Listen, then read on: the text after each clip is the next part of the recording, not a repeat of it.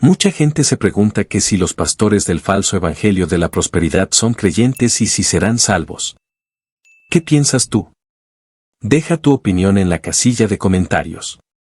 Bueno, nosotros no podemos saber quiénes son salvos porque no somos omniscientes, pero de lo que sí podemos estar seguros y te explicaremos en este video, es como el Señor Jesús mismo nos enseñó a identificar a un falso profeta y cuál sería el destino eterno de los que practican la iniquidad.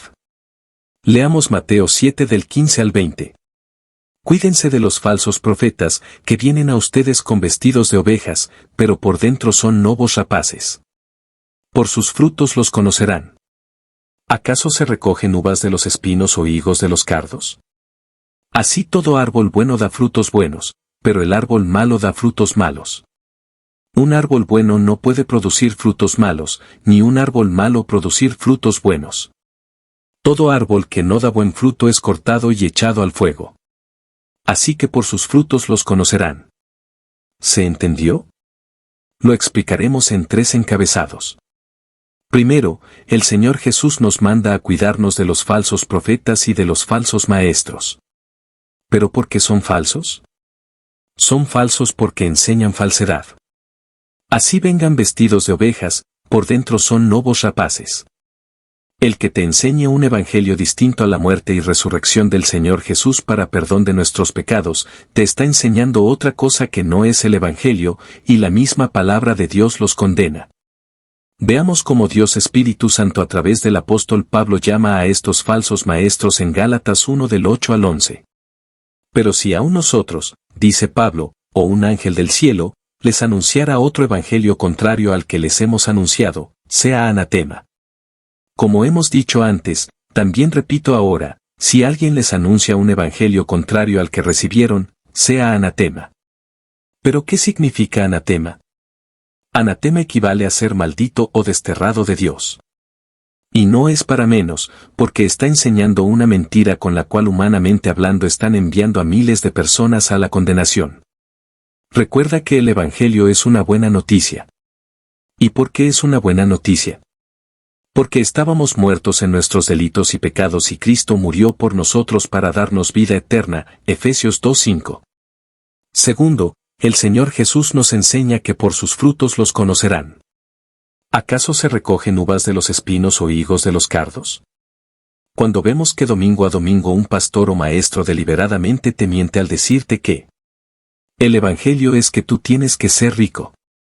El evangelio es que tú tienes el poder para hacer y deshacer. Que tú no te puedes enfermar. Que si no te sanas es por falta de fe. Que debes ofrendar todo lo que tienes. Que puedes decretar y hacer realidades con tu boca. Definitivamente, por el fruto podemos ver que estas personas no conocen al Dios de la Biblia. Se han creado un ídolo a su conveniencia, a un títere que pueden manejar a su antojo. Pero eso no es lo peor es que lo están enseñando a multitudes, y parte de estas multitudes se están yendo al infierno por esta puerta ancha con el estómago lleno y con la autoestima altísima.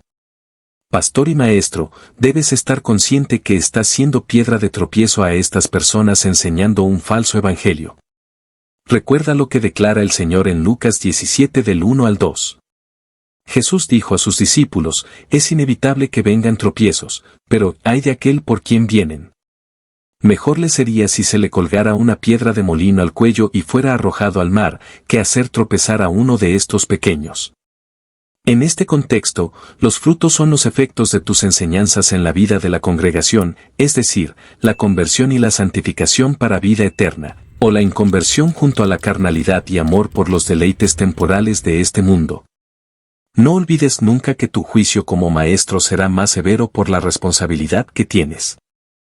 Tercero, el Señor Jesús nos enseña que todo árbol que no da buen fruto es cortado y echado al fuego. Palabras fuertes de parte del Señor respecto al destino de los falsos profetas. Pero hay más. Cristo no solamente nos advierte acerca de los peligros inherentes a las enseñanzas de los falsos maestros, sino que afirma rotundamente que estos van camino a la perdición eterna. Es como si dijera, a propósito, ya que estamos hablando de árboles malos que no dan buen fruto, recordemos lo que suele pasar con ellos, viene el horticultor, los corta de raíz y los destruye en el fuego. Estamos viendo de hecho, que al final de cada uno de los contrastes de esta última sección del Sermón del Monte, Cristo introduce el tema del infierno. La senda espaciosa conduce a la perdición, Mateo 7:13, el árbol que no da buen fruto es cortado y echado al fuego, Mateo 7:19, y aquellos a los que el Señor no conoce serán apartados de él, Mateo 7:23, y toda casa edificada sobre la arena sufrirá una gran destrucción, Mateo 7:27. Reitero que estas son palabras fuertes del Señor Jesús. Y para concluir, permitamos que sea el mismo Señor Jesús, quien de manera literal nos dé respuesta sobre si estos falsos profetas serán salvos o no. Leamos Mateo 7 del 21 al 23. No todo el que me dice Señor, Señor, entrará en el reino de los cielos, sino el que hace la voluntad de mi Padre que está en los cielos. Muchos me dirán en aquel día, Señor, Señor, ¿no profetizamos en tu nombre, y en tu nombre echamos fuera demonios, y en tu nombre hicimos muchos milagros? Entonces les declararé, jamás los conocí, apártense de mí los que practican la iniquidad. Como lo dijimos al principio, no nos corresponde a nosotros saber quiénes son salvos y quiénes no.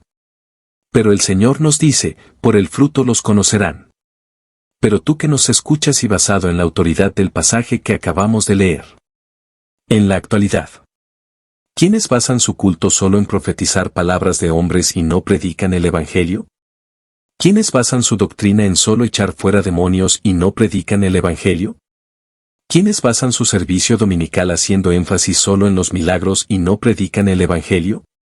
¿Quiénes hacen más énfasis en el bienestar económico que en el Evangelio? ¿Ya tienes la respuesta? Cabe destacar que no estamos hablando de las personas que por desconocimiento hicieron esto, tuvieron convicción de pecado, se arrepintieron y no siguieron predicando la mentira. De hecho, hay muchos hermanos pastores que ya salieron de este falso evangelio. Pero en el versículo 23, el Señor se refiere a los que practican, repito, a los que practican la maldad, a los que hacen esto de forma constante y con conocimiento de causa y que son lobos vestidos de ovejas.